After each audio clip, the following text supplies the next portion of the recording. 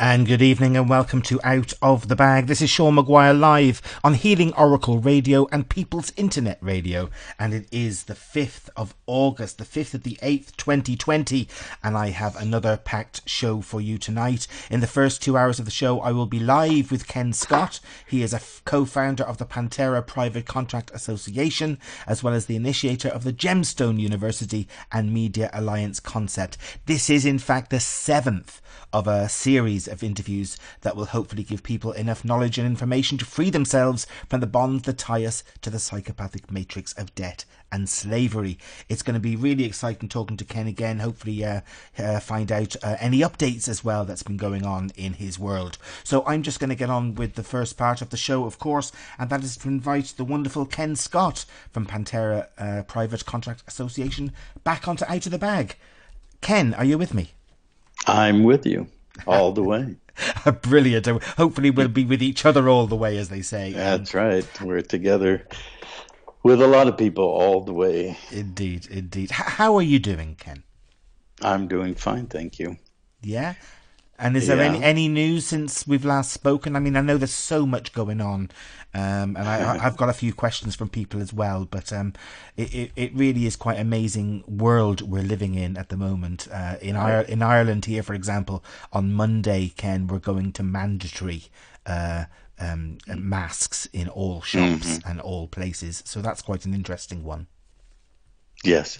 Well, how about we put our news segment a little later in the show? Yeah, absolutely. If you've got some great news for us, it'll just keep us on tenterhooks till then. Well, that's right. We'll keep everybody hanging on the edge of their seat. But in the meantime, do you recall what we left off with in the last show and what we said we would start this show? I absolutely do. You were going to talk about God.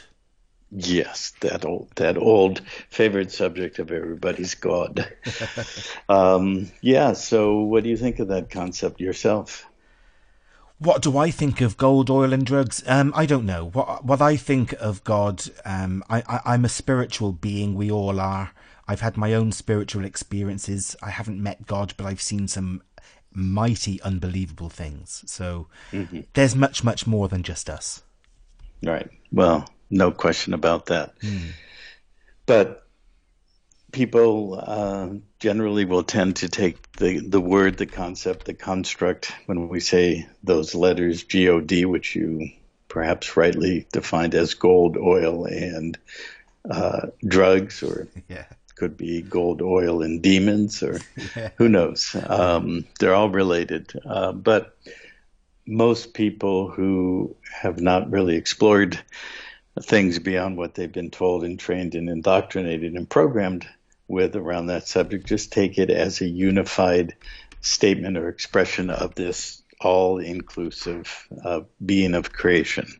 But for me, the pursuit I've had undertaken in my life has been to dig deeper and find all the fragments of the pieces, as we've been talking about in 6 sessions up till now, and put together the multi-layered, multi-dimensional, massively fragmented but hidden in plain sight master puzzle of what this reality we're in, what this structure, hologram that we're in, and that has a predominant construct called God. And so I've pursued it for 60 years. That has been one of my driving questions. Well, what is it? And or who, what, or where, or how is it? Yeah. And so my pursuit, as we've talked about before, has included deep exploration of the origins of religion, the origins of language and linguistics, science, genetics, chemistry, things like that. Now, I'm not a professional in any of those, but I'm sort of a generalist with a large capacity to delve into, individual subjects and cross-reference, correlate, and integrate them. My perception, my point of view is my point of view. If there are people listening who may be offended by my point of view, well, that's their perspective and their prerogative. My intention is to unwind and unveil the truth, Right. as I see it. Others can take it as they wish. First of all, am I a spiritual being? Absolutely. Do I believe in God? Absolutely not. Do I have a sense of true inner knowing of an ineffable essence of creation that is well beyond what we can perceive? Absolutely. Mm-hmm. Do I like using the word divine or God or things like that? No, I don't, because I know the origins of those words and how they've been used to be constructed through linguistic programming and construction in order to misdirect us into where we really don't want to be. Mm-hmm. And I don't know if I've ever said it on our shows together, but I'll say it now or repeat it now, that generally the rule that I've found to guide my exploration is that we're they, and we all know who they are, the collective whole that's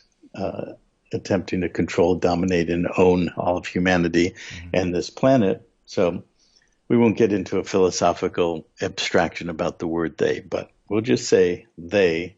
Where they tell us to go is where we don't want to go. Where they tell us we should not go, that's where we should go. It's always misdirection and essentially the opposite.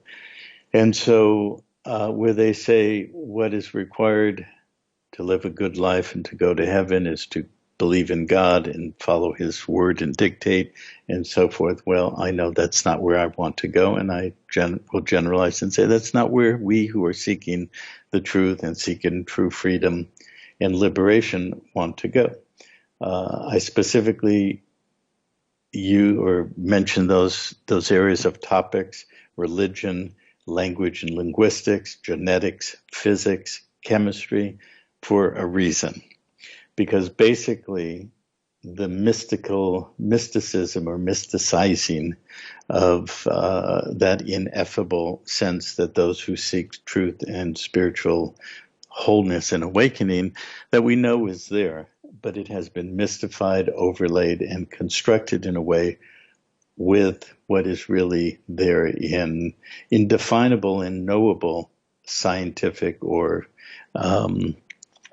let's just say logical ways of unraveling or unveiling the enwrapping and the rapturing of our minds to entrain us to go where they say we should go. So what does that actually mean? How do I translate that in sort of a basic definition? What I have found in my work, my explorations, my research, and working diligently to read and explore and search out many extraordinary men and women on this planet who are living or who have passed, who have done incredible work to bring out the pieces of the puzzle, that understanding those key areas, linguistics, chemistry, physics, genetics, will give us a true understanding of the veiling of what has really been done in this world and with humanity, and how we have been constructed to have this construct called belief in God.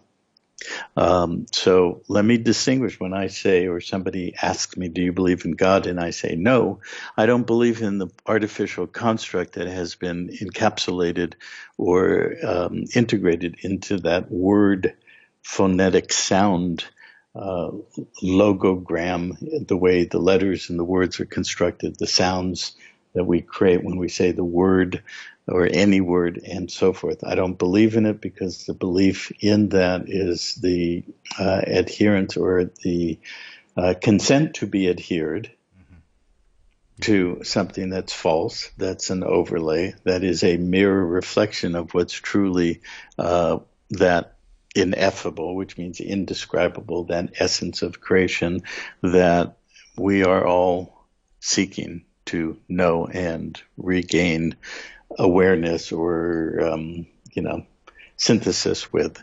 So I don't use the word God, but I am very spiritually motivated in terms of my sense of being, my relationship with creation, with life, with all that we would call sacred, even though I don't like that word sacred either, because that particular word is linked to blood ritual and blood sacrifice. But in the generic way, we know that word sacred, profound.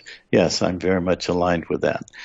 But I've used my intellect to unwind the pieces of the puzzle and come to understand how we have been led into a construct of belief in this thing called God.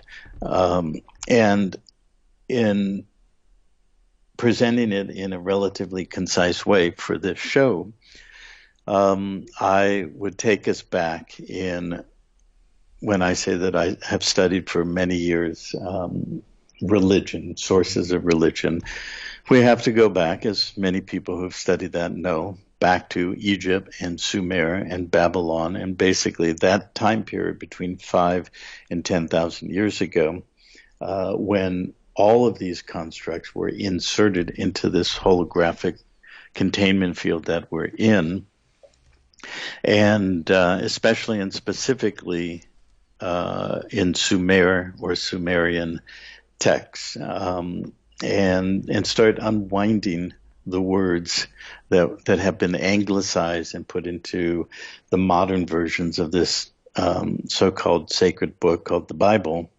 and the stories starting with Genesis and so forth. Because when we uncover the layers and we look at the hard facts, the linguistics, the way language is constructed, and where a lot of our language around religion, around God, originated in the Sumerian period, we start really seeing exactly how it's been constructed to create a false projection and false dichotomy in our relationship to being able to be controlled.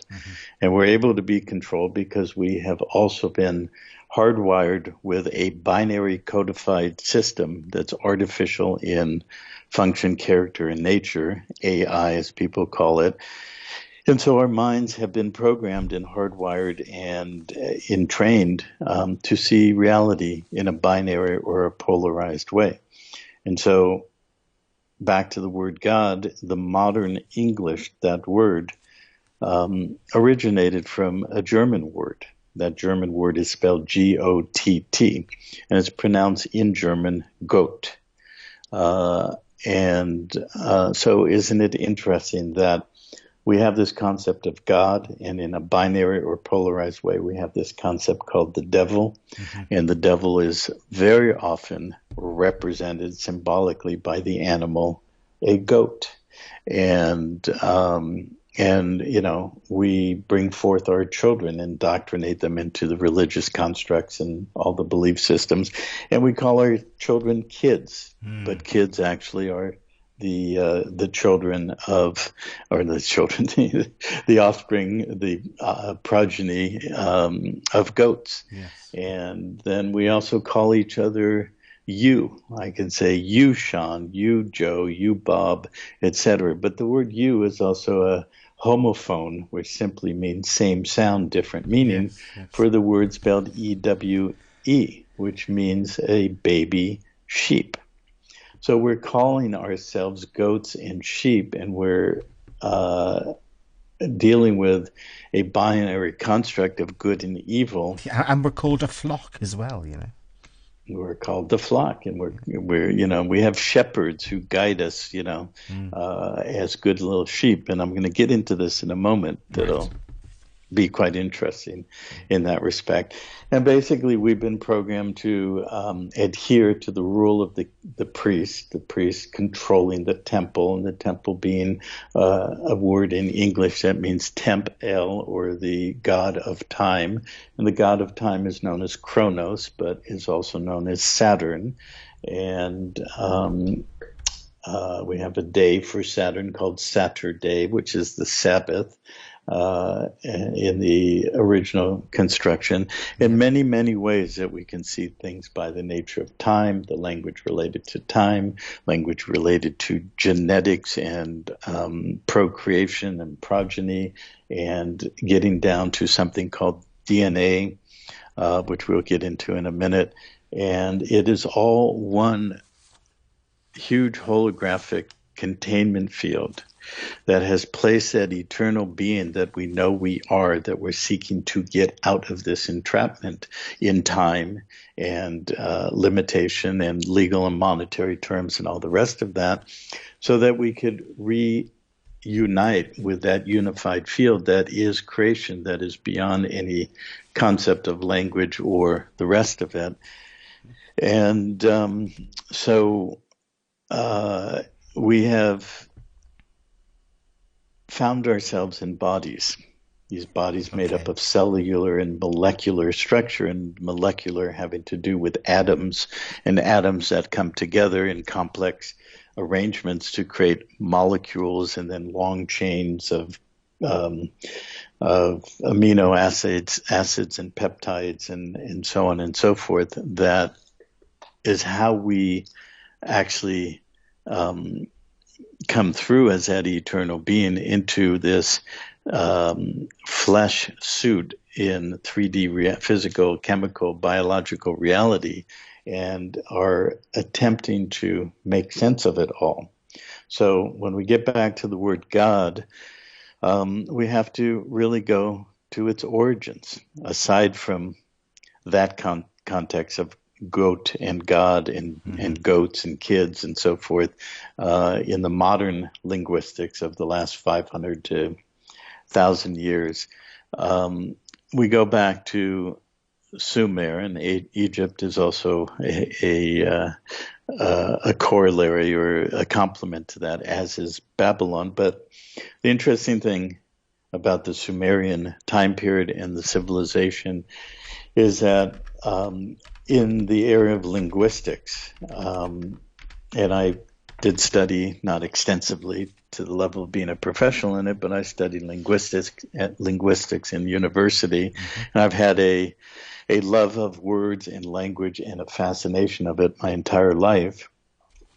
And in the field of linguistics, if you asked a real professional linguist about the Sumerian language, he or she will tell you, well, it's one of the very few languages that we have no linguistic, etymological, which means the roots of words, relationship to anything else on the planet. There are a couple. The Basque language is also such a language, but that's more in the modern area. If we go back thousands of years, Sumer is absolutely distinct. It's as if and for me, it's the only logical conclusion. It's as if a completely integrated whole system was inserted as a holographic insert at the particular time or moment or point in time and space, in a chronological or sequential unfolding of a historical timeline going back roughly 5,000 to 8,000 years ago. And with that insert, there are things that have carried through to this day in symbology, in language, in sound tone, phonemes, phonetics that resonate through time and have embedded themselves into our language, into our daily affairs, social and political and economic elements, agriculture, many, many things suddenly showed up approximately 5,000 to 6,000 years ago. And approximately 5,000 years ago was the first dynastic period, the first dynasty in Egypt, which was about 51 or 5,200 years ago. And it essentially mirrored many of those components that were inserted in this place called Sumer. Interesting linguistically, and one of the rules in exploring this is you have to let go of linear and front and back and front limitations or constructs that our minds have been programmed to keep us in a containment construct, because when you get into the linguistics and so forth in these periods, front and back, there's no better or worse, going frontwards to backwards, backwards to frontwards, mirroring and so forth, upside down. It's all the same. And it's all used when you get into it to create constructs that 5,000 years later, our minds are almost completely unable to see because of the programming and the indoctrination. And so I've been looking at this and with my wife as my partner in this exploration since she and I have been together 28 and a half years, and prior to that, another 30 years studying all this language and so forth. And so as an example, the word Sumer, do you know where one of the most important time geopolitical structures where that word Sumer shows up again? No, so you'll have to tell me. Well, I'm sure I will. I didn't think you would. It was sort of a rhetorical question. Oh, okay.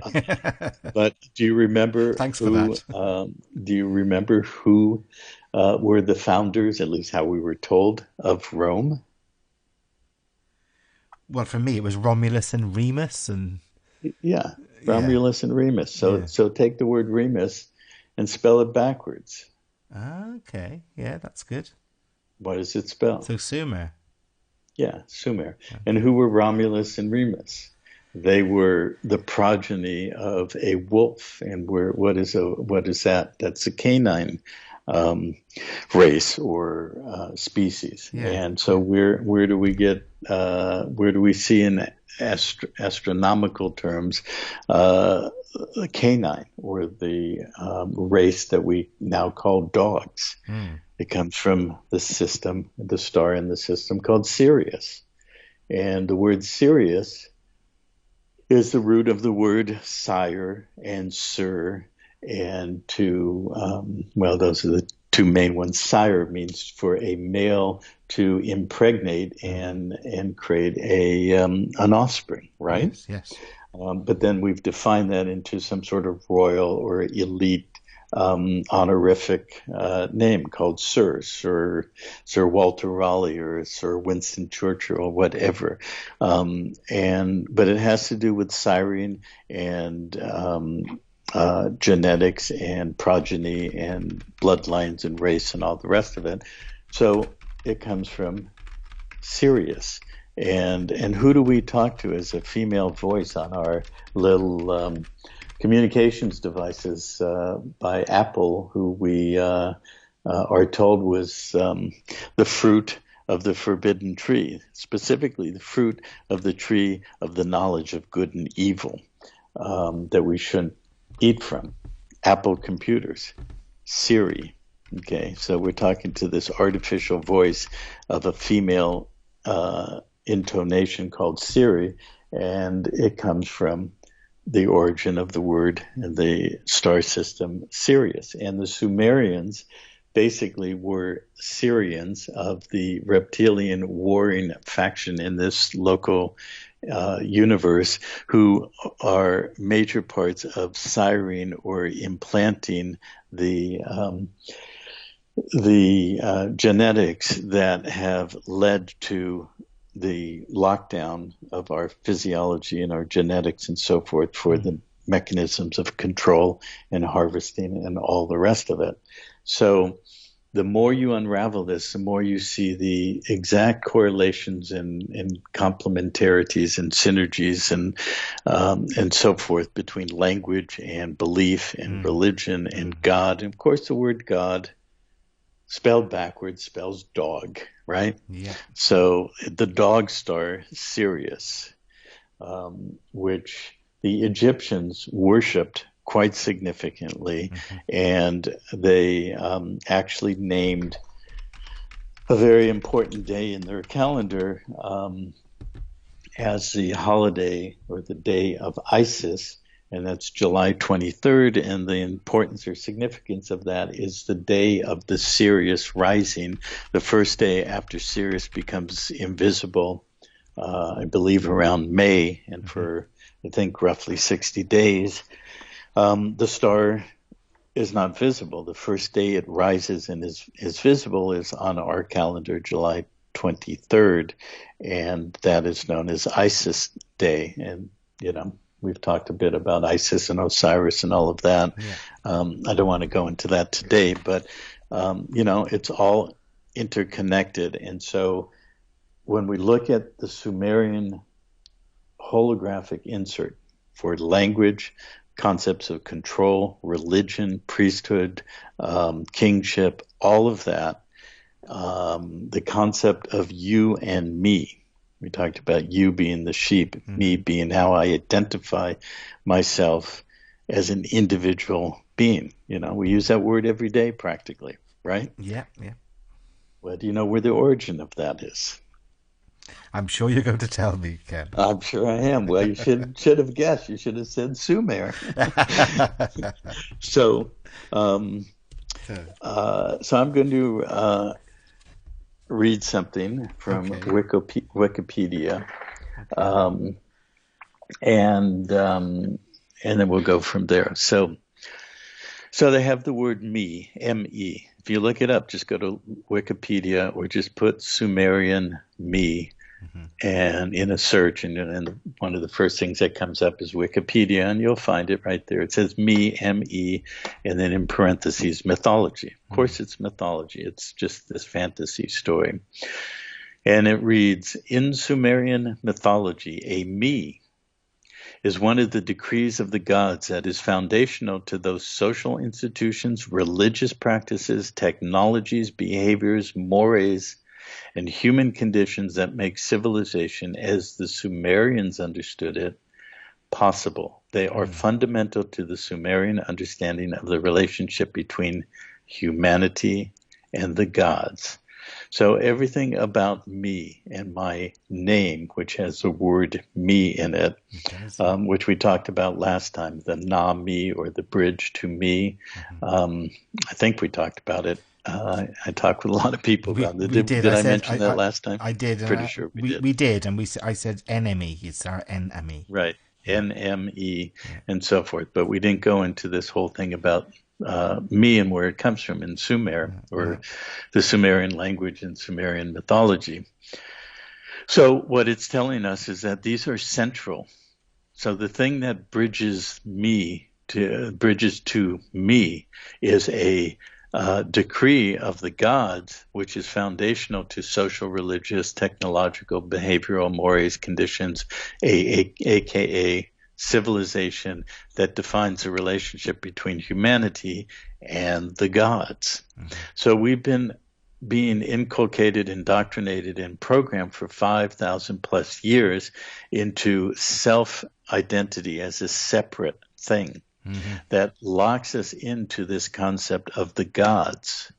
And we'll get into this a little bit more when we go further into Babylon and all the way to Rome and so forth. And, of course, the Bible. Yeah. Can I ask you a couple of quick questions before? I'm sorry to cut across here. Okay, but wait, hold that, because let me just finish this with the me. So it goes on to say the origins, nature of the Medes, and then it gives a list in Wikipedia, which I have seen before, and I'm quite sure this is accurate. This list in Wikipedia provides 64 of the Medes. The first one is N-ship, E-N, ship, and I'll come back to that. The second one is Godship. So N-ship is first, Godship is second. The third one is the exalted and enduring crown. Fourth is the throne of kingship. Fifth is the exalted scepter. Sixth is the royal insignia. Seventh is the exalted shrine. Eighth is shepherdship. Ninth is kingship. And it goes on from there. So what is N? Because that's number one. That's pretty important, wouldn't you think? Yes, top of the list. Okay. N is the Sumerian cuneiform for lord or priest. It designates a high priest or priestess of a Sumerian city-state, a patron deity, position that entailed political power as well. And it goes on from there. So Endship is the first thing, creating lordship or priesthood. And I talked before in one of our earlier conversations about the two pillars and the way the temple is created, and the two pillars that are discussed in the book of Genesis as well as in the Masonic system, and having to do with the line of the king to create the law that binds us to the codified statutory public system, creating monetization, monetary bondage and debt and so forth. And so all the codes that attach us through the entire world system have to do with the law of the priest or endship. Mm. Then it goes on to godship. Then the enduring and exalted crown. You know, where does the crown come from? It comes from the corona of the sun, brought down by the priest to create the artificial crowning of the king. It goes on to the throne of kingship, the scepter, which is the rod, and the insignia, which is the crest and the seal, and the shrine, which is the temple, you know, and so forth. And then it goes to number 8, which is shepherdship. You know, so it's all about creating all of these things: the priest, the king, the gods, the rod of authority, the insignia that literally induces, or it becomes inducted into our subconscious and deeper layers into our physical matter in our body, and the atoms and molecules and genetics and so forth.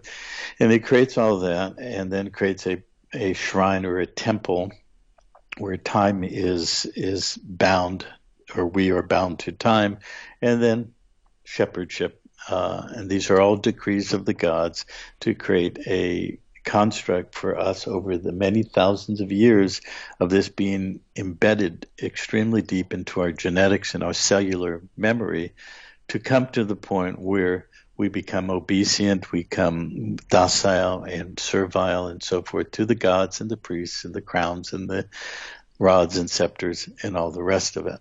So this is why I don't believe in God, because God is a construct that came in a holographic insert in Sumer through language, political and social and religious structures to bind us to something that's not real, that's artificial, that is contrary to our best and highest values and purposes. Mm-hmm. No, absolutely. It's incredible that we are bound to that. But as on this globe, all the religions of the world are keeping people totally under control and at each other's throats. Mm-hmm. And killing each other daily for the concept called God. Yeah, at each other's throats. I've got a couple of questions. I know that I nearly cut across you when you were talking about me. That's fine. Just that the chat room is busy. Let me just go back. What word came first, God or dog? Well, you know, what came first, the chicken or the egg? Yeah, exactly. You know, one lives within the other. Yeah. Yeah. Okay. So, but that question invokes the concept of time, linearity. Yeah. Something came first and then was followed by something else. And this is one of the ways that we are controlled. That's why we are the two pillars in the side of our skull are called temples, you know. Yes. And, you know, and what's held in suspense or, you know, it's basically sort of a suspense field. At the center of those two pillars of that temple is the pineal gland, which basically through pollution and other means of poisoning and improper diet and all the rest of it becomes calcified. There's a reason why a pine cone is featured very prominently in St. Peter's Square and around, you know, the Sistine Chapel and so forth, because the pineal is named pineal because it has the shape of a pine cone. And so just as there are two pillars with an arc above it on the Social Security card in the United States that you apply in the center, your signature or your unique frequency signature and then you have voluntarily consented to be held and controlled by the two pillars of the law of the priest and the control of the king to lift you off the land and put you into his civil body containment field. The pineal is also hardened and calcified between those two temple pillars in our skull. So asking that question, and I don't know if the questioner did it tongue in cheek. Maybe he or she was just playing with it, and that's fine. Possibly, yeah. Most likely, I appreciate that. But to take it seriously, the way the question invokes a construct of linear time, which came first. None of it came first. We have to see ourselves as outside of time in a quantum whole and multidimensional level of who we really are, and how time and linearity, because as I said earlier, the god of time in Greek mythology was known as Kronos, and in Roman mythology was known as Saturn. And Kronos is where we get the word chronology.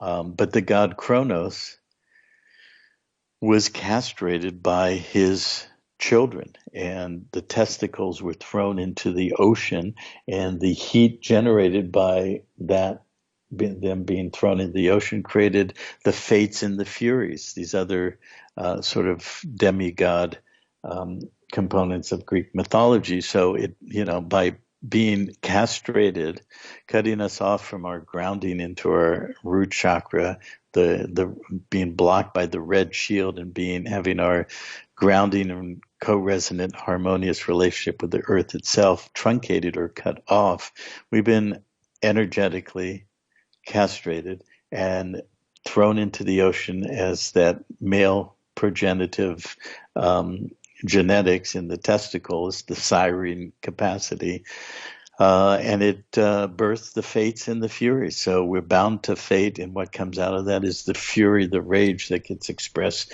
through that impetus to go to war and go to conflict and always see enemies and basically death and destruction. So being bound to linearity time is part of our fate.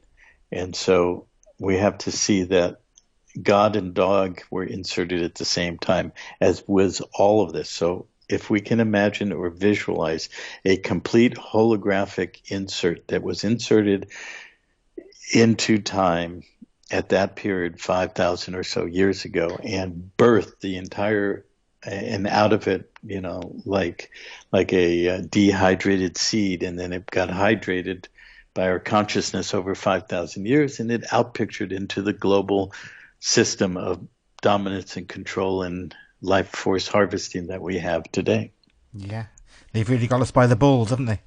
That's a good expression there too. Yeah, and there's a lot of both metaphor, energetic, and linguistic relationships to that. The word testify, testimony, comes from the word testes, that you actually are putting your balls or your genetics on the line when you're brought into the court of the priests of time, to testify, or basically bind your genetic code to their legal codifications. Yeah, incredible. Listen, now I've got another question here. How long have you been a researcher? Is being asked by Super Big Bad Man in the chat room. Okay. Well, I'm 66, and 66 in 5 months, born in March 1954, and I really started having a very strong impulse to start figuring out where I was when I was about 4 or 5 years old. By the time I was 7, I was reading books that, in looking back at what I was reading between the ages of 7 and 10 or 12, I have no idea how I found them, but I was reading some pretty advanced books, certainly for that age. And, so I've always been a searcher and a researcher. In terms of where I've arrived at today, when I was 15, 16, 14 through 16, major shift into much broader expansion to the subjects that we're talking about, studying religion, science, chemistry, et cetera, et cetera. And then when I was about 45, that's when I started getting into law. Well, no, not 45, 35. Late 80s, early 90s. Yeah. That's when I started opening up law, and law galvanized everything else I'd been looking for. And really that started my phase that I've been in for the last 30 years. Okay. Well, it's brilliant to be able to answer that, and I'm sure the information you've been given over the last 7 interviews has probably got people thinking that you're sitting there on Google constantly going on Wikipedia and coming out with all this stuff. Yeah, you have well, it in I your don't noggin. I don't do that much. No. I mean, I don't have time because I'm building everything with Panterra and Gemstone and many other things. So right now I don't have very much time for reading or research. But we have in our Private Contract Association, our private society membership, we have many hundreds of people now, and they've been with us for, some short period in a matter of months, but many in a matter of years, 1 to 8 years. And they've learned a lot. And we've learned together, we've grown together, and so we've built a whole body. And many are, probing into doing their own research and bringing it back.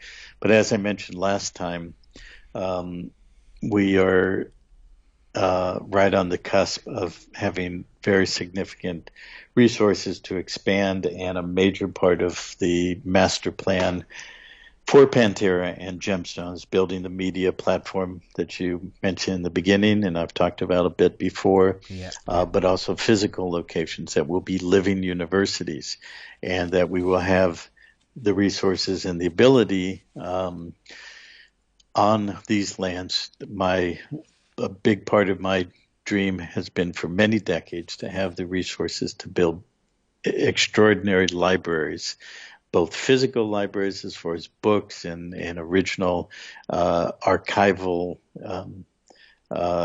certified copies of archives going to Washington, D.C. and London and Rome and everywhere else, getting certified copies, bringing them in so that we could actually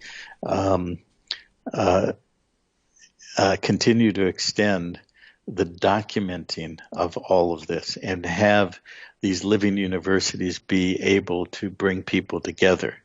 I've been able to generalize in many respects as sort of the master puzzler and bring out the framework of all of this and pioneer a lot of unique things, but only together as a collective body with each individual following their passion and their desire where they want to look into, and bringing in all these subjects and cross-referencing and building these libraries of permanent records, finding a lot of things that have been attempted to be destroyed and cut off from the history.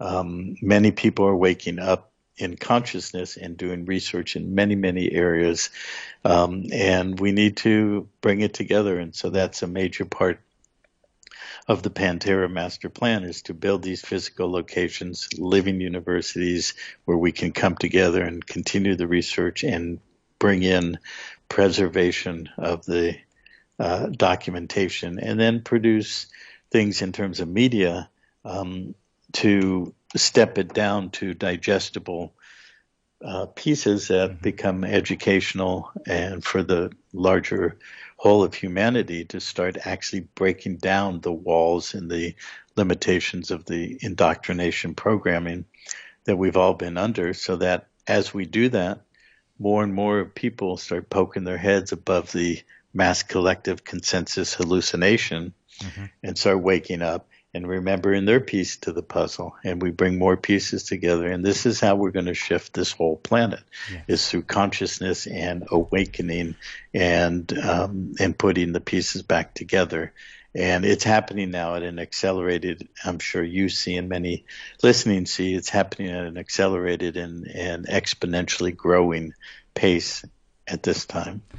Yeah, it would be wonderful. I mean, I'm an idealist, a bit of an optimist, obviously, and I just wish that people like yourself and other people that are doing similar things around the world just had the funding, had the financial resources, if you like, although that's a construct in itself.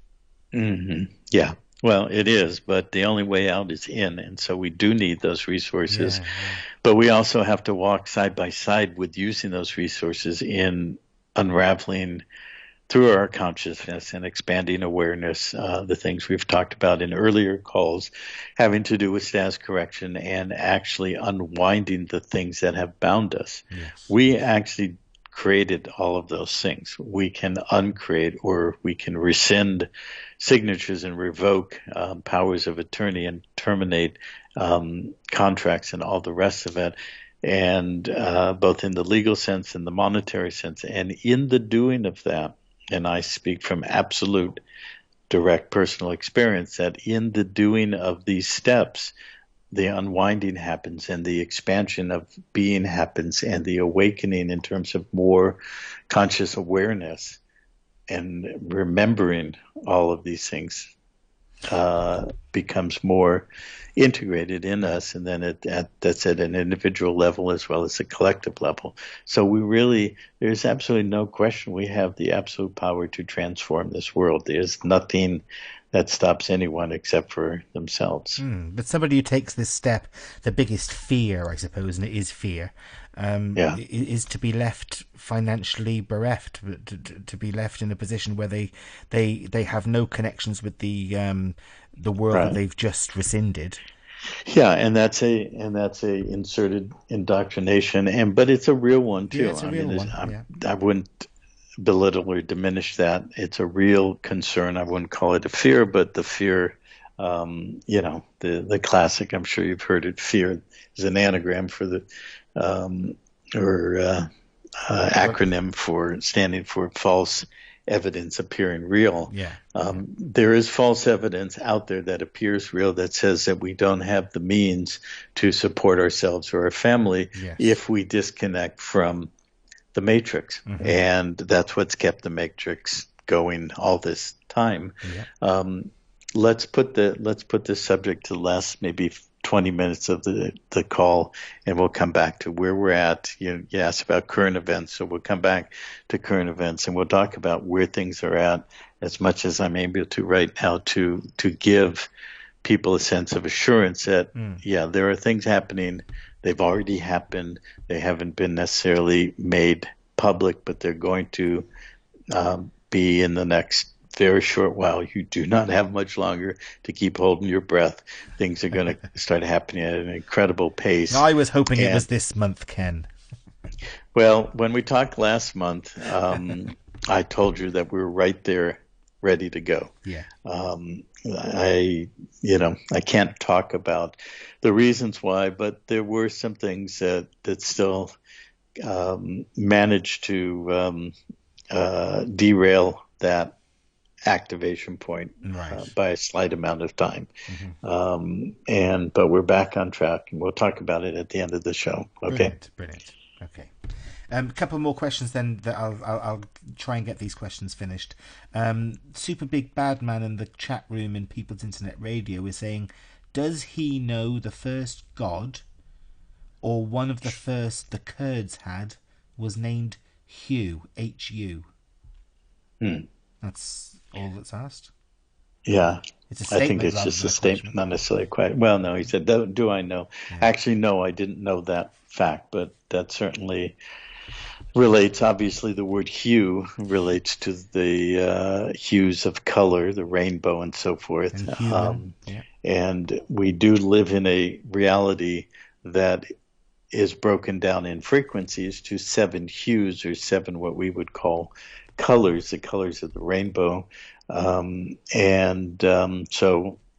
being a hue man means attached to that in a limitation way. Now there's a original, let's just say natural or organic to those 7 rays, 7 hues, 7 colors, but there is an overlay And it's talked about in the Bible when it makes reference to the Joseph and the Technicolor coat. It's talking about a coat or an overlay, a coating of locking us in and creating it and limiting us as human. Probably, see, this is how I look at things. When somebody brings it up, I never heard of, that specific God, the first God being Hugh.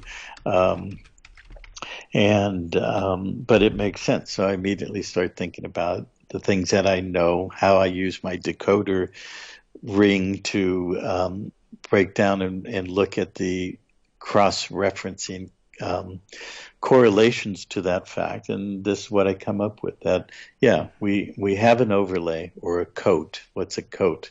When you paint the wall, you put a coat so it covers something. We have this technicolor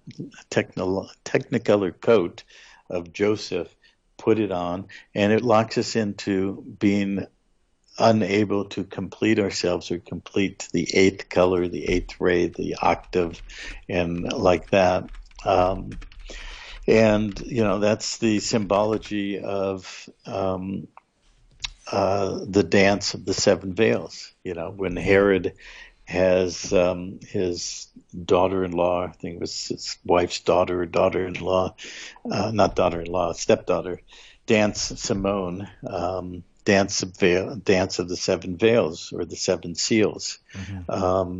And what are those? Those are locking us into being locked into three-dimensionality, being a human being, which in law, a human being is considered a monster because it does not have inheritable blood. That's the definition of a human being. Is a monster. It's considered a monster because it cannot inherit. So as a human being locked into a limitation system with false overlays or coats into the seven chakras, that what most people are dealing with seven chakras is our artificial insert that overlays the true colors of how we can express in this reality. And so the dance of the seven veils was locking seven seals to lock us in place. Right. And for that, she was rewarded with what she asked for, which was what? The head of John the Baptist. Yes. And there's a whole lot of symbology related to the beheading, and which is symbolically the castration or cutting off the head of the male phallus, as in the Osirian story with Isis and Osiris, and the artificial phallus of the obelisk, and what that does when it's put in certain key places around the planet, such as Rome, London, and Washington. So there's, back to the Bible and language and linguistics, all of the stories that on the bonded, mind-controlled level of the superficial levels of the Bible and its books and stories, deeper and deeper, there's all of what I mentioned in the beginning: language, linguistics, sound tones, chemistry, genetics, physics, equity, commerce, many, many things. It is an extraordinary piece of work, but it's a piece of work that was created by multiple beings, many of whom were artificial intelligence systems that constructed something mathematically and many other levels to become a mind control religious bondage system. But interspersed in it are also things that open up and reveal, which I've talked about a bit before in our calls, and we'll talk about more today or in series to come. Yeah. Well, look, it's always incredible information that you give, and I'm a bit worried now. We've just gone into the second hour, and I want to make sure that things that you put on the back boiler for the second hour, you have enough time to cover them. But I do have a couple of questions that have been sent to me. Keep going. Yeah. Don't worry. Have you heard of, do you know of, and are they involved with Panterra and Anna von Wright's Reclaiming America? Yes, I'm very familiar with her work. Is there a question behind that, or is The it just am I question, familiar? the question is, are they involved with Panterra? No, no. Okay. Um, I have a lot of appreciation and respect for Anna. Her work is quite incredible.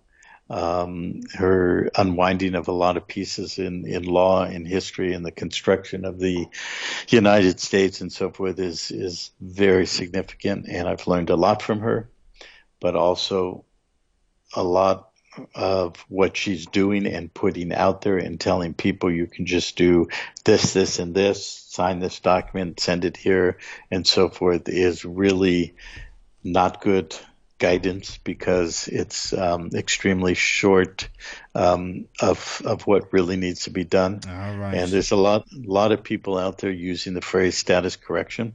Yeah. And I know that I'm the first one who coined that phrase. And I also was the first one who brought up the three words together, going back around 10 years ago, of status, standing, and capacity. Mm-hmm. And it's when I first started really understanding things. And it took me another 8 to 10 years to really integrate it. And I'm still working on it. It's a lifetime work. Will continue for a long time. But once I started understanding that status was everything, and people think they can do all these things, just do a Yeah. document, Yeah. claim that it's equity, do secured party commercial processes, acceptance for value processes, create liens and record them and put a lien on somebody. All of these are extremely dangerous. They will get you in trouble every time. If you've done it and you didn't get in trouble, you're just lucky because you stayed under the rainbow, not rainbow, under the radar. Um, and I was looking at something on my computer screen that about colors and rainbows, but anyways, under the radar. But this is how thousands and tens of thousands of people all over the world, especially in the US since it started here in the 90s and 2000s, have been harvested because they were told, do this and you'll be able to be free, or you'll be able to Yeah. create an instrument to get rid of your debt, or you'll be able to actually create money and buy things with it. And there's tens of thousands of people who've gone to jail and prison for doing that, and or paid serious prices in terms of years battling to stay out of jail and prison, Yeah. costing huge amounts of money because they're incomplete and they don't have a complete understanding or solution relative to the issue of status. Mm-hmm. And as I've said before on our shows, and I say many places, our current status worldwide, everybody on the planet except for those living in the bush as original people who never, got franchised or contracted, but they're Mm-hmm. working hard to get them all now through the vaccines and stuff. But almost all humans on the planet are a bonded surety. That's your status. You're Yeah. Yeah. attached to a franchise, which is part of a bankrupt corporation. So we're attached as the surety that guarantees by bonding that bankrupt franchise. As a bankrupt, you have no standing. You do not have the standing to state a claim or assert the things that are being put out there by Anna and many others. Mm. And I do know I'm very accurate in this, and I don't wish to go into competition with No. anybody No. and say, well, I'm right and you're wrong. But I've just watched this for 30 years and I've seen the result thousands of times. And that's why we've created Panterra, building the Gemstone University, building the Gemstone, about to start building the media platform. We're going to take a large amount of the Gemstone University material that goes into this quite extensively, that has only been available thus far to our private members, in about 1 month to between 1 and 3 months. We will have the first stage of going global with the media platform. Brilliant. It'll be a website, and we'll announce it, and we're going to take a vast amount of the education we've built and make it totally available publicly, without donation or cost or anything. Yeah. And my goal is to begin to really separate the urban myths and the sovereign patriot mythologies that are out there with the hardcore truth. Just as we're talking about religion and God in the first hour, of how language has been used to misdirect and entrain, entrance, and veil, same is true in law, because law and religion are flip sides of the same coin. So, so please educate yourself. I'm pretty worried at the moment, Ken, that, I'm actually hearing from people who've listened to a few of your shows, but I've also listened to Out of the Bag for many years, and they're doing other things out in Ireland, out in the streets, and they're taking liens against people. They are going into court and taking liens against people, etc., etc. I know.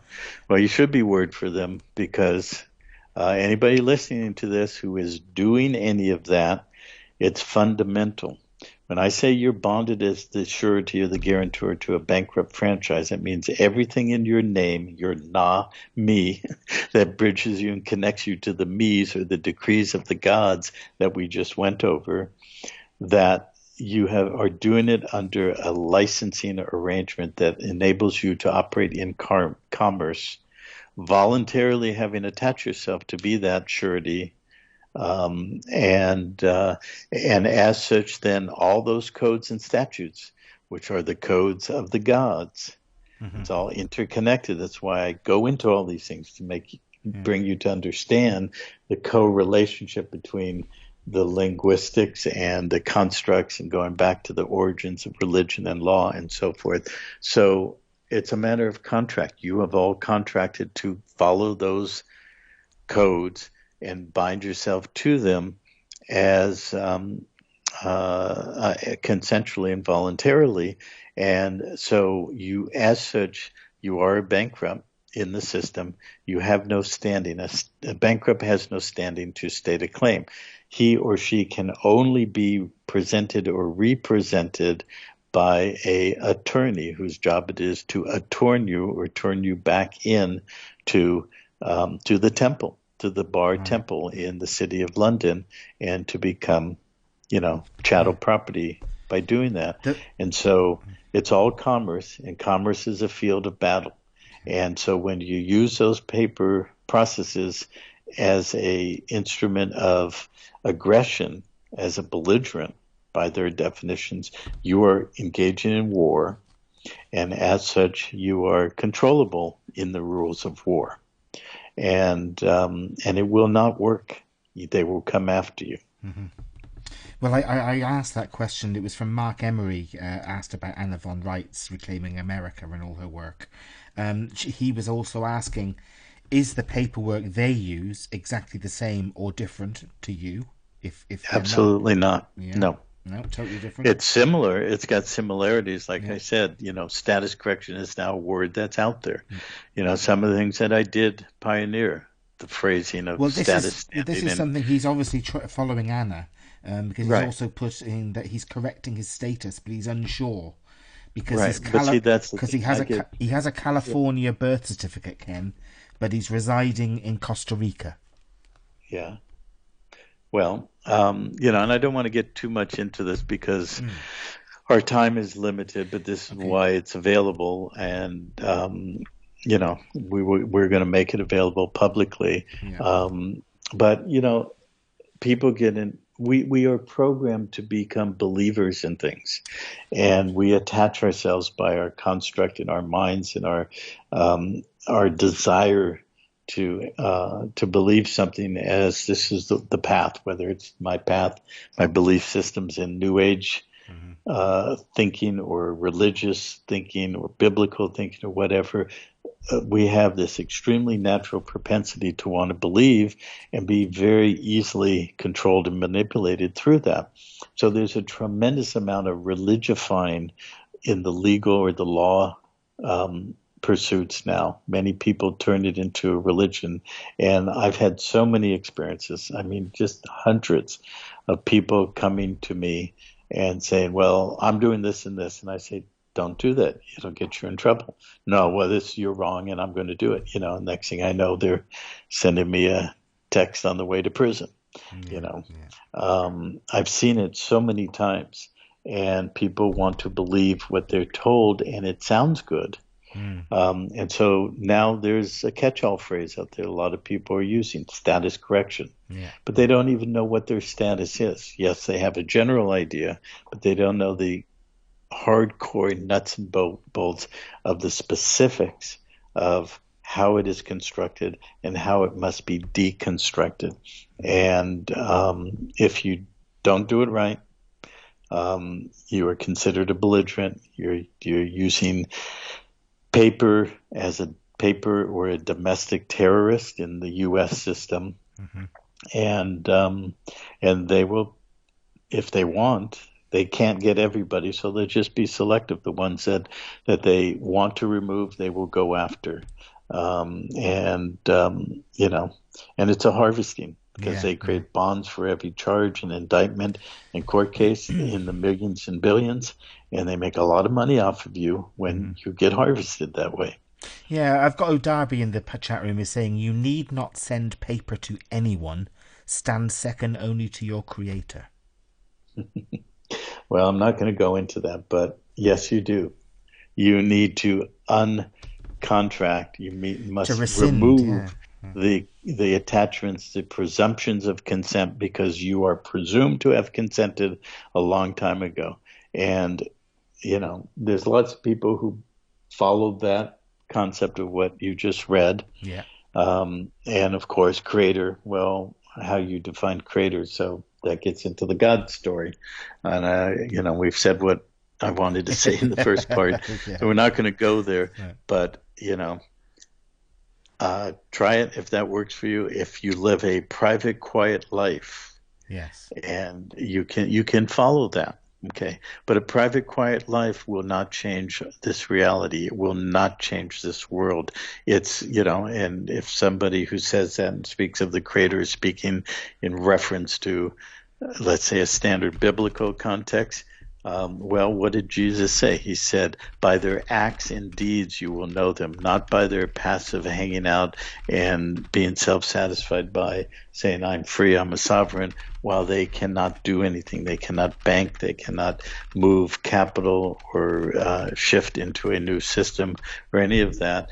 And the Matrix is perfectly happy to have you think that that's the way you need to be because you're not doing anything to change things. Yeah, absolutely. Super Big Madman in the chat room is saying, do you teach how to uncontract? Absolutely. Yeah. I just put a yes before I even asked the question. Okay. Yeah. That's the whole point. The next question. He's flying at this now. He's saying, okay, so if you teach to uncontract, how about collecting on the bond? Have you collected on your bond? Well, see, that's another patriot urban myth. And it's a complex answer. I'm not going to go into it. What he's referring to is that everybody thinks that there's an account somewhere. Well, there is an account. There's an accounting. There's a ledgering system because the structure, when I refer to commerce or the public, is based on ledgered structures and accounting. And it's something called generally accepted accounting principles, or GAAP. And if you look at GAAP, it's fundamentally a T graph where you have a vertical line and a horizontal line on the top that looks just like the letter tau and what the original crucifixion crosses were way back in the Roman times. So you're being crucified on generally accepted accounting principles, and all it is a zero-sum game, which means that the left side and the right side equal out and negate themselves to a zero.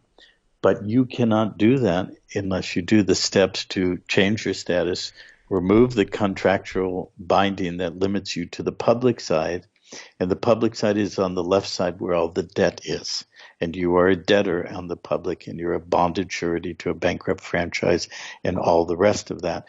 And so, yes, there are bonds and bonds and bonds created every time a piece of paper has that name or franchise name that you operate in commerce through. But you do not collect on the bond. We can't really go into it because this goes deeper into the nature of equity and the equitable interest on the right side of the graph.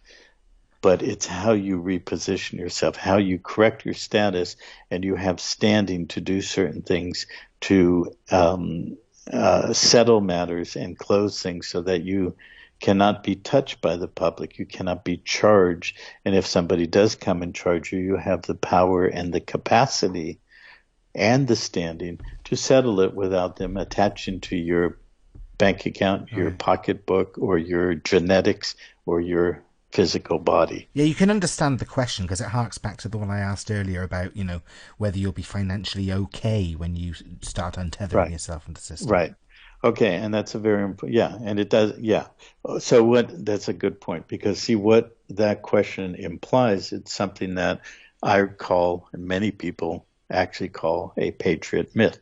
That myth that there's a bond or a magic account that you're going to get a hold of that's going to be able to be spendable in the system so that you could go from public franchise to private living being, and then have access to that bond or that account.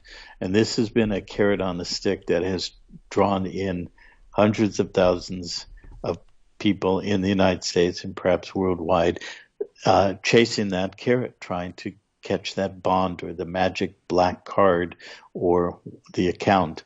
It's not how monetization and banking actually work. Now, I can only generalize in answering the question that is a major concern that you brought up earlier. Okay, if somebody says, if they say to me, okay, I'll accept that. You say that I can correct my status, go from public surety to private living being. But in doing that, I must sever attachments, close contracts, rescind signatures, and all the rest, and close bank accounts and everything. Well, then how do I live? And of course, it gets into that phrase, you can't eat or drink unless you take the number or the mark of the beast and all of that. Well, that's all true. But that's a script, and we've been playing out the script. But embedded in that script are the real truths and the real substance of law and the substance of equity. And this is what you have to learn and understand. This is what we teach, and this is where we are going. And but what my goal has been for my whole lifetime, and now I've found other people have that knowledge and understanding and same goal, and certain key people that Panterra now works with that have certain key factors that we won't go into in this call. We will go into a next call. Factors meaning jurisdictional standing that we are all capable of stepping into and having the ability to, in that jurisdictional framework or domain, establish our system of how we purport ourselves or comport relative to finance and survival and all those things that we need to be able to happily eat and drink and have fun and live good lives and work together and play together without binding or bonding ourselves to the Babylonian money magic system. I won't go into that today because it's a big subject, and the timing will be much better to go into that next month. But the generalized response is, yes, we absolutely have the way to do this. Mm-hmm. We have the ability to be the masters of our own destiny so that we can live our destiny. What is our destiny? To be absolutely free as creators and bring forth a creational expression in a realm or a world that actually is free for all and honors life and honors all beings. And in practical terms, we can buy and sell, we can eat and drink, and we can do all that. So do not accept the doom and gloom script that it's all for naught. The script says that, the book of Revelation is going to play itself out with, third of the world dying and rivers of blood and all that. That's their script. That's what they're trying to do right now. They're trying to complete it, but they've been knocked seriously off track, as I've talked about with you, Sean, in the previous calls. And it's not going to happen. And even though it seems like everything's just shit hitting the fan and everything's falling apart and there is no control of the good guys in what's going on in the States, and the States is the pivot point of it all. The fact is that what you're watching is have been already led into creating the full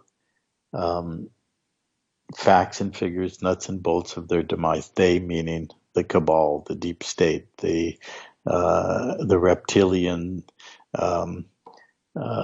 gods that would have seen us owned, controlled, consumed, and harvested in their projection of reality. And their reality is rapidly collapsing. It has no substance left in it.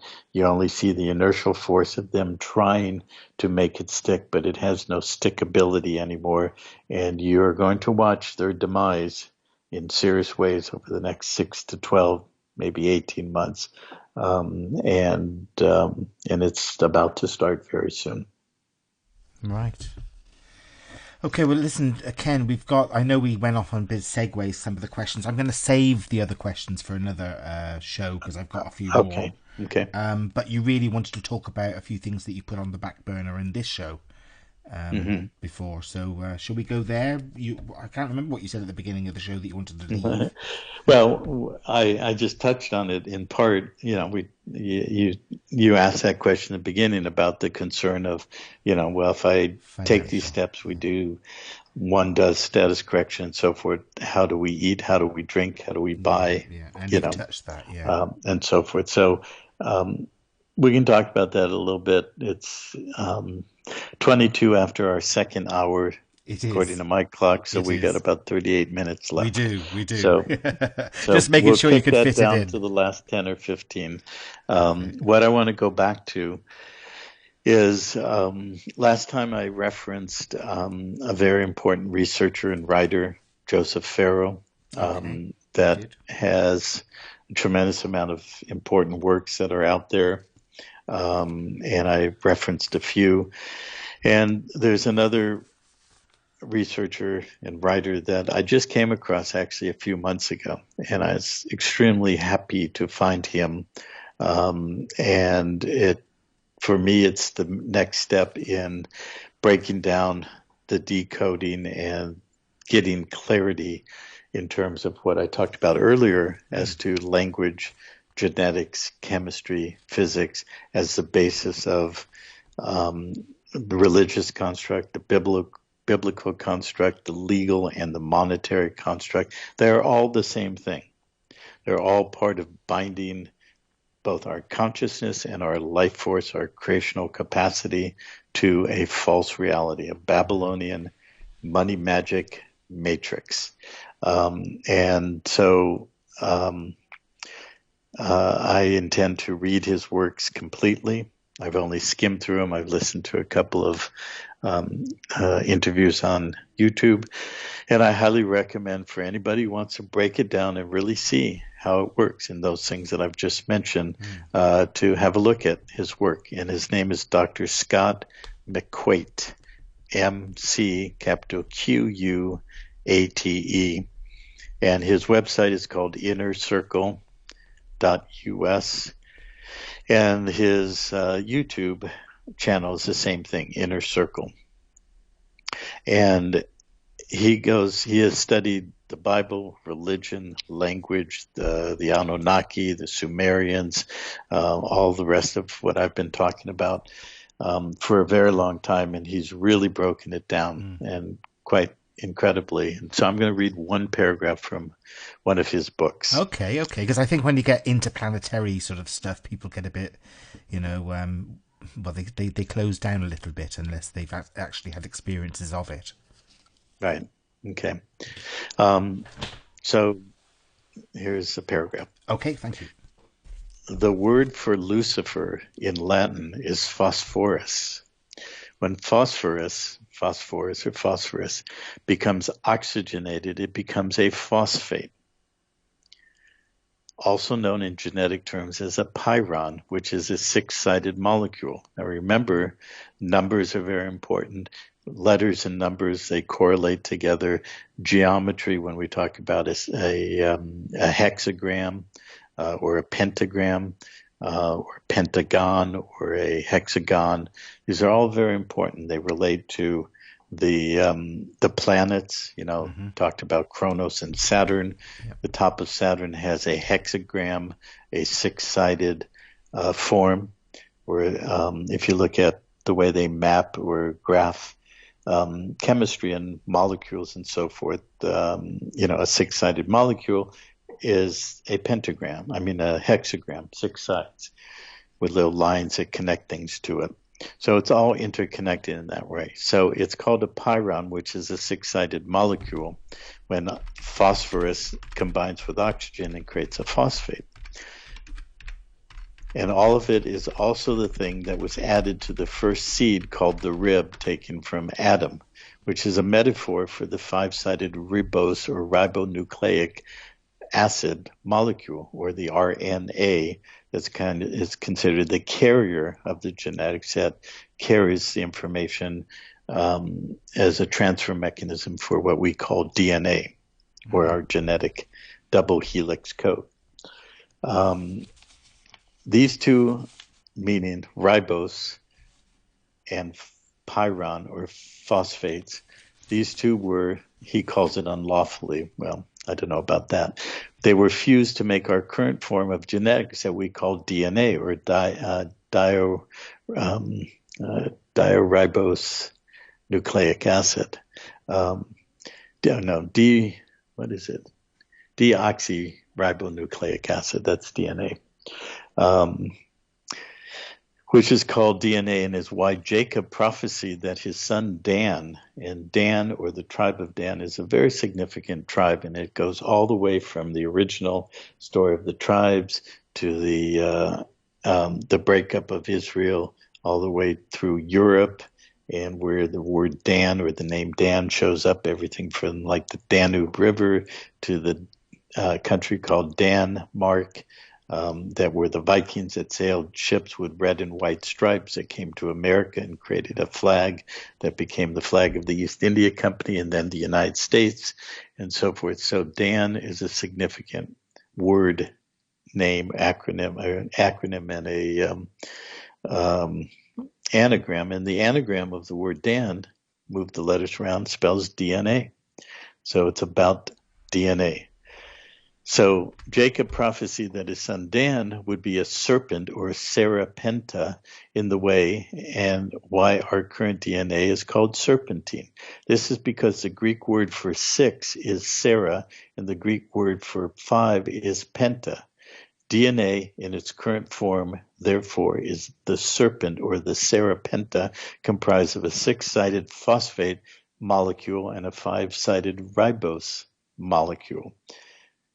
So this is where the concept of Adam and Eve and the serpent and the forbidden fruit and how things were done to create an artificial mechanism to insert things, holographic inserts, into our DNA to control us, to outpicture through chemistry and physics and genetics the system of this Sumerian holographic insert into the modern geopolitical, social, economic, legal, and monetary system that becomes our prison or our system of bondage, and how and why the DNA or the genetic code is claimed at birth by the system, and it becomes a record of vital statistics that then becomes the basis of debt monetization.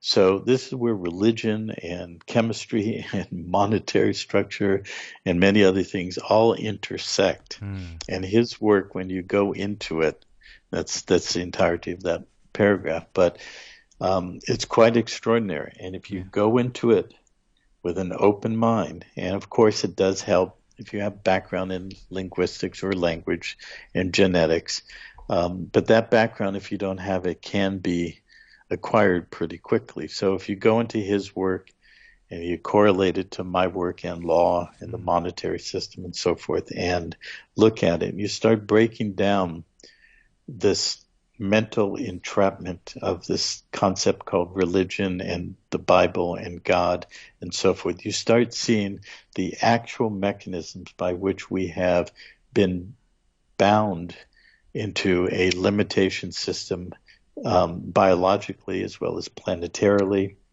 to be controlled and harvested. And if you want to be free, you must unwind it. You must use your intelligence to penetrate your consciousness into understanding this. And if you don't understand it the first reading, don't reject it. Just sit with it. Go explore other things. When we put the Gemstone University out into the public for all to access, we will have a tremendous amount of content and material for people to start working this. And it doesn't require you just jump right in and you do status correction the first month or something like that. The education is really the starting point, and opening your mind to break the bonds of control and entrainment through mind control, to make us think that there is a God that holds our fate in its hands, and or a religion that we must follow its codes and the law of the priest to worship at its altar. And the word altar can be spelled A-L-T-A-R as a place where you kneel. It can be spelled A-L-T-E-R as a mechanism to alter you from a eternal, multidimensional, creative capacity being to a low hue man who is bound in that overlay system that we call the Matrix. Absolutely.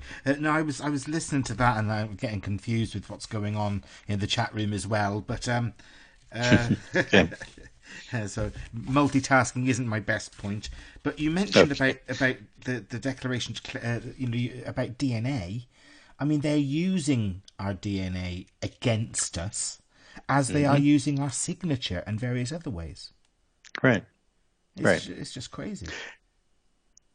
Yes. Well, it is. But the only way out is in. We can't rail against it and just say, I'm not going to play, go away. I'm just going to go over here with my creator and he'll take care of me. That's what they want you to believe. Yeah. But there's lots of other places where it says what you really need to do to, to break down the programming, and the programming is the bars of the prison. It's. Can you explain return to innocence? To me, innocence is the pure state of our being. Right. When they say we were born into original sin, well, the nature of how everything I've talked about, the nature of language, sin is another word for the feminine goddesses that they brought through with many names, turning the feminine principle into the devil and into the evil and so forth. So we are bonded in sin because, we are bonded in debt the minute we're born. So we are born into a form within their control containment field of the matrix. We are born into original sin. But we have the ability to unbond ourselves and return to original innocence, which is who we really are, have always been, and have, like Dorothy with the Good Witch, who said, Dorothy, you always had the ability to go home. Home is original innocence, the purity of being that we are. And we just have this overlay, this coating of many coats of technicolor falsity.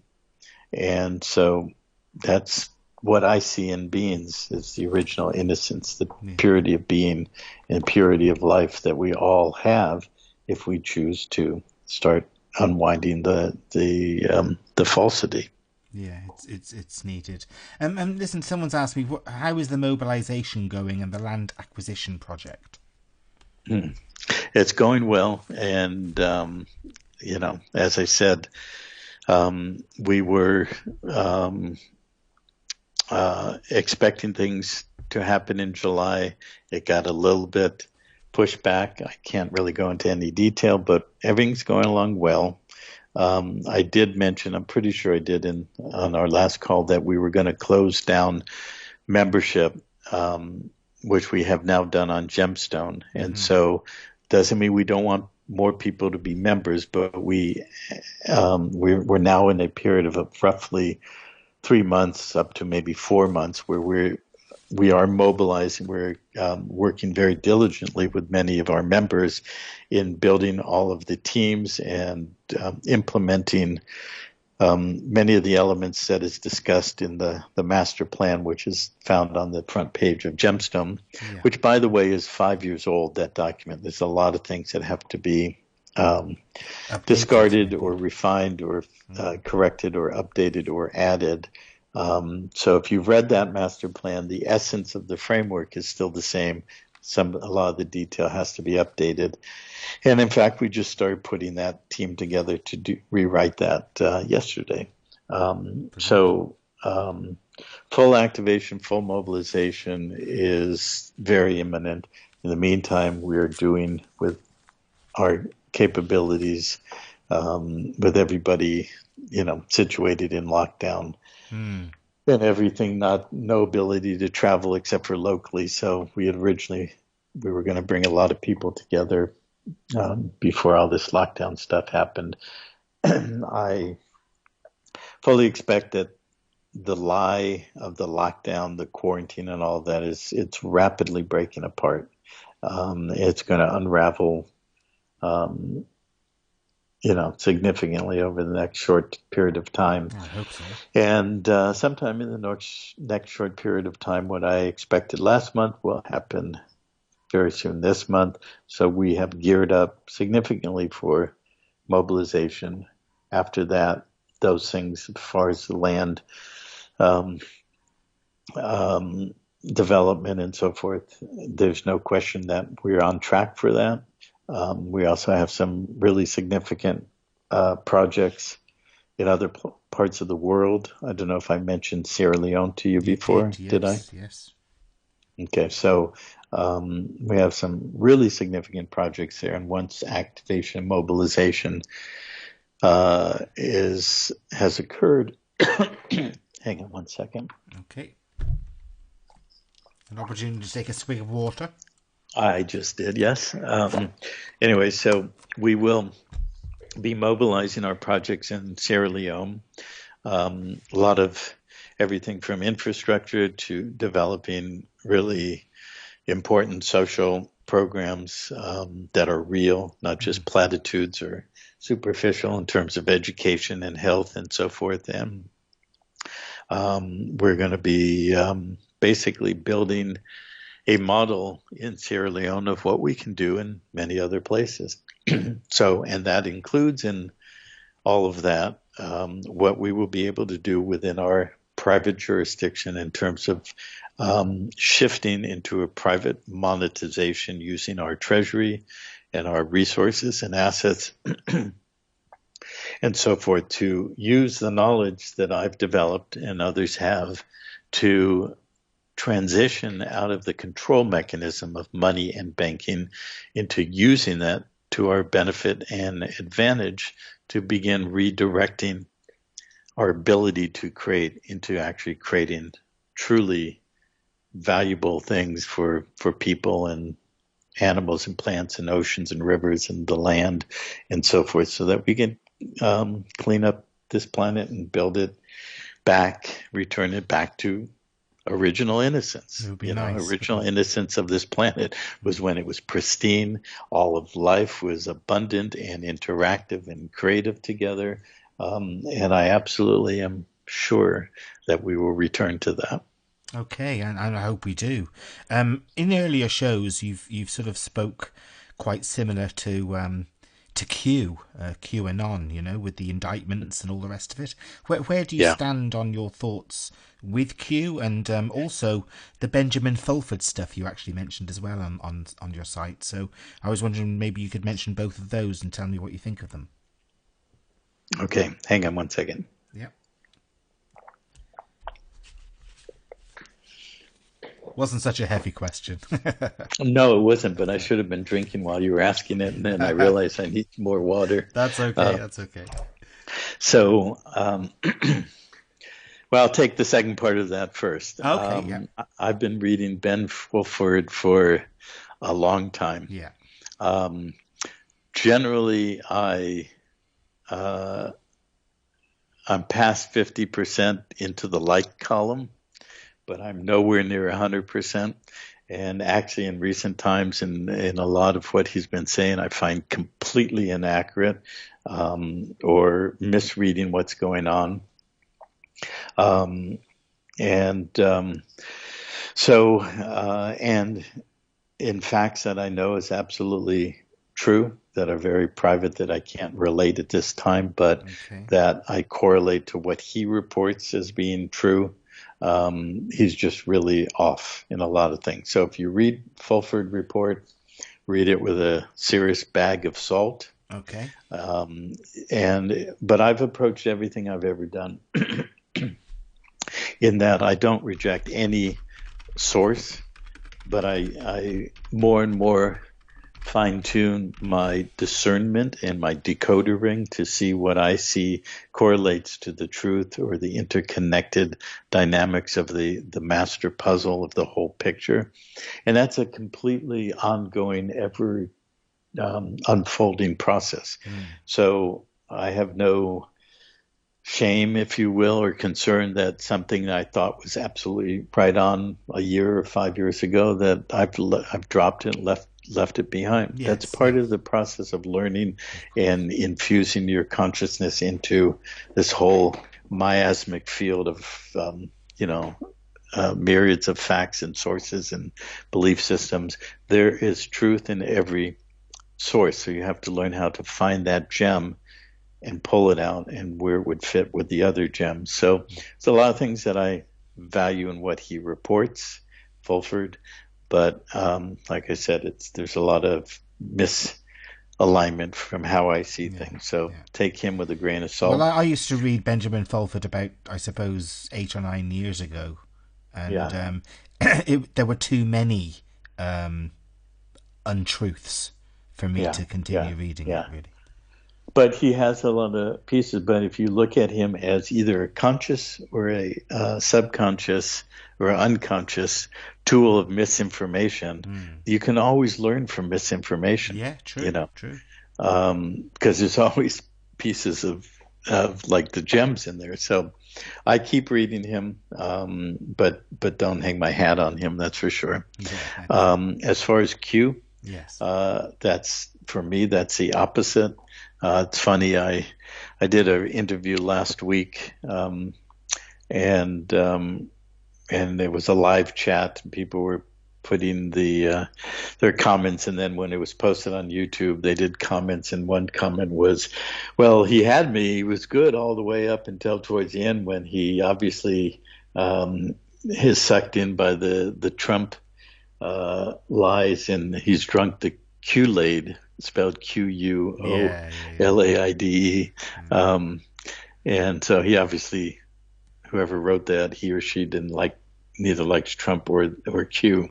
But from my point of view, it's quite accurate. Obviously, there's a lot of crypticness in what's reported. But yes, I'm a big Q fan and supporter. So do you think Trump's election was a military coup? Yes. Basically, yeah. Okay. There's no way he would. Do you ever hear of somebody named Steve Pieczenik?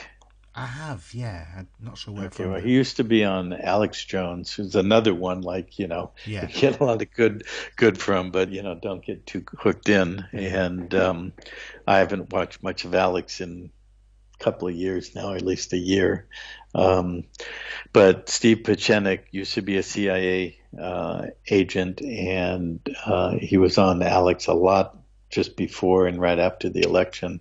And he described quite specifically how there was a coup, which was the Hillary camp using all of their manipulation and technology in electronic voting and everything else, and how they knew what they were going to do. And they did essentially what he called a counter coup, which was to block it and stop it so that the results came out as Trump the winner. And I'm, from my point of view, I know that's absolutely true because I've been studying, voting, voter fraud, all of that for quite a long time. And there's no doubt, how they did everything for many years, from Bush Jr. to Obama and so forth, to control it. And, as people say, it's not an election, it's a selection. Yeah, well, Hillary was absolutely selected, and she was absolutely blocked. And yes, we have been in a form of military government in a relaxed way, but a military rule basically since Trump was elected. But the fact is, we've been in we meaning the United States, have been in a military martial law, or a relaxed form called martial rule, since April 15th, 1861. And that's when Lincoln issued his first, what were called then general orders, later became known as executive orders, and basically took military authority, martial law authority, onto himself. And, General Order number 100 is called the Lieber Code, which established the nature of military occupation at the end of active war, active engagement. And that's how the United States was put into military occupation following the conquest of the 10 southern states. And then right after that, you have the Civil Rights Act, the 14th Amendment, and other things that corporatized the structure and then put it into full military, complete military occupation and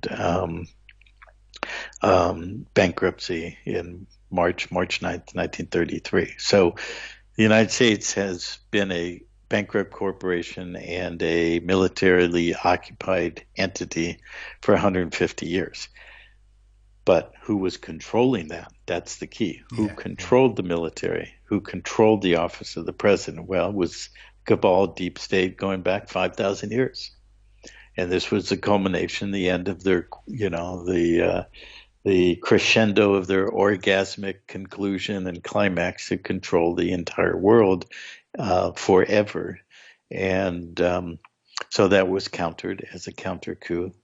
Those who had been working to be in position to do that for decades, maybe centuries, came behind Trump, put him in office, and are moving it towards the culmination that I just said over the next few months is going to be quite a show. So, yeah, we are in a full military occupation now by the good guys. Now through the mechanism of executive order that Trump is issuing on a daily basis now, of putting things in place for the final showdown or conclusion of what's been building for 3.5 years. So have the Zionists been sent to Siberia, as Q says? I never saw that. Did he say that? Yeah. Apparently the scientists were sent to Siberia and the Federal Reserve is finished. Well, the Federal Reserve is legally and technically finished. It doesn't exist other than the shell of the form, which they moved in under the Treasury, so, but it's still functioning in form, and they will keep it functioning in form for some period over the next 6 to 18 months.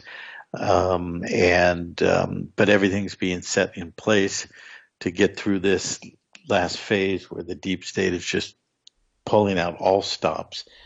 Q has used the phrase, in the last couple of months, all assets deployed, and he's referring to the deep state, meaning everything they got. They're down to the last, and everything they have is deployed, from the virus to the quarantine to what they're doing in Melbourne, in the state of Victoria in Australia. Are you familiar with that? Yes, I am indeed, yeah.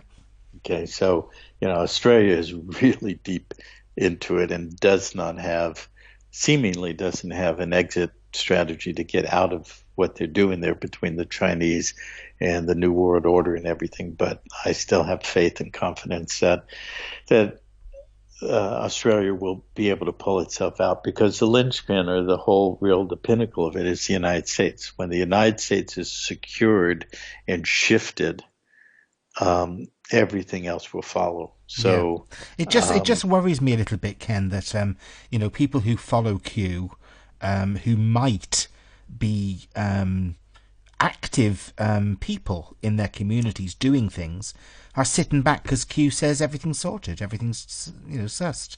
Super Big Bad Man says here, yes, Ken, so there's not going to be any vaccinations, no FEMA camps, no microchips. Let me get to Big Bad Man in a second.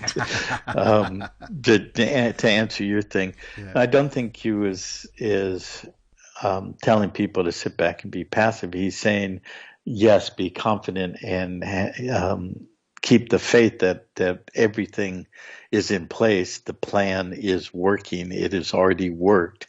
Nothing can stop it. Hang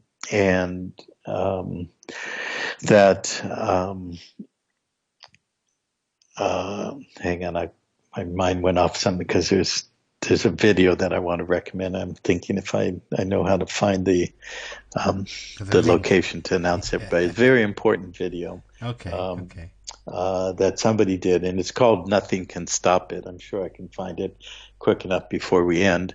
Okay. But it's somebody who's put together, obviously with some inside information, the sequence of what has happened with Trump and what he's done to position where he's at on a global scale, not just in the United States. So, but back to Q and what you were saying, he's just saying, just know at the core of your being that this is done and nothing can stop it. We have everything. We have the evidence, whether that's the evidence of the pedophilia or everything else. It's all going to come out now, and it's waited until this time. They've coaxed the deep state out to reveal itself in tremendous ways, so that the masses who would be otherwise asleep can see it all. I mean, it's so out there in their faces that it's pretty hard, no matter how much you're asleep, to deny it. So it's been set up for that. So I don't see him saying don't do anything. I see him saying actually do something, whatever it is you can do, whether it's a digital, being a digital warrior, to be researching and putting stuff out, or, whatever it is that one is able to do. I see him encouraging that. And just saying, don't go into fear. Well, that is the thing, isn't it? And also, you gave the acronym earlier. False evidence appears real. Fear is to be ignored, really. Shunned. Turn your back on it. Yep. So, Ken, we've only got about 8 minutes left. So, I know that you might have a finishing soiree for us. Oh, you think? Or the beginning of next time. Okay, hang on. I'm looking for that. What is that? Oh, you're looking for the video, are you? Right. Yeah. Well, if you want, you can just send me the link and I'll pop it into the podcast page. Oh, okay. If you like. I can multitask. So yeah, I just found the thread where I have to scroll backwards and then I'll find it. Okay. So what was that last question? What was that last question? Well, I don't know. Should we play it back? I don't edit and re-record and play it back. No, I know. But no, you just asked me something. I said, hang on a minute. Yeah.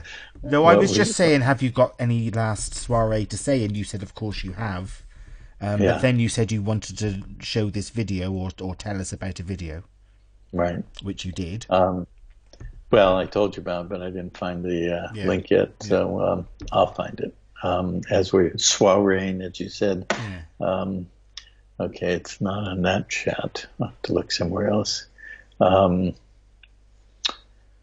Well, be more specific. That's kind of generalized in, what's my last soiree? Well, the thing is, I mean, you usually have, I mean, I've got more questions, but I know that'll lead into another half an hour of chatting to you. Like, Hmm. how do you claim one's estate? Yeah, Elaborate yeah, on the we don't.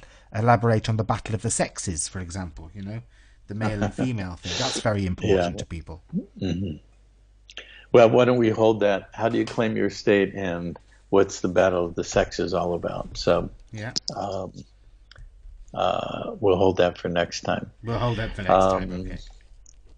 Try me with something else. Do I have some all-encompassing wrap up for this conversation? Well, I don't know whether Um, you do or not, and I don't want to put you on the spot, Ken. hmm No, you can. I don't mind being on the spot. Um, well, I mean, I'd love to know how you own your signature, how you can get your signature back from being used by other people. Yeah. Um, all right. I don't think with the last 3 minutes that we have that I'm going to find the link. So I'll send it to you and you can post it. Um, for that video I was talking about. Well, it's interesting. Inherent in the question that you just asked from somebody posting it is the answer. How do you claim your estate? By claiming it.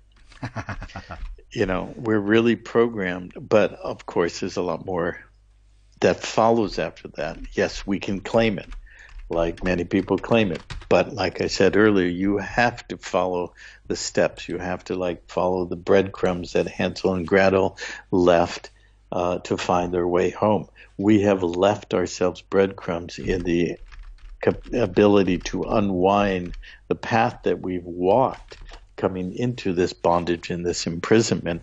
We created the prison, we created the bondage, we created the contracts and all the rest of it.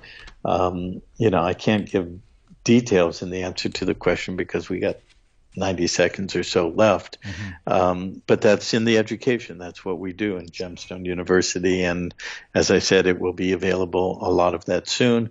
And we are working hard and have been for years to build a foundation that will enable us to expand this greatly, to make it more accessible to more people. We can talk about that next time. But, the bottom line is the education, the willingness, re-engaging our will, because we've largely been programmed to be willless. And you speak of an Yes. estate. What is an estate? When we leave it to the beneficiaries, it goes by will, or a testament, will and Yes. testament. Will is of the mind, testament is of the root chakra. Yeah. We have to bring that creator capacity of the mind embodied in the physical, grounded into the resonance and harmony of working with the physical reality in real terms, and energize and impassion with our true being in our heart. So we have to acts and deeds. We have to take the steps. We have to unravel it. We have to do the work. But we must start with will. We must ground ourselves, and we make that commitment. So we have will, purpose, and intent. And with that, and following the steps in terms of the education, everything that we have pioneered and developed over many years of doing those steps, you start by claiming your life and claiming your estate. Yeah. So we've been programmed into thinking we have to ask for permission. Well, can I do this? Many people actually use that. Is this okay? Can I really do this? Or they say that. Yeah, we can. When we express our will and our intent, we claim it.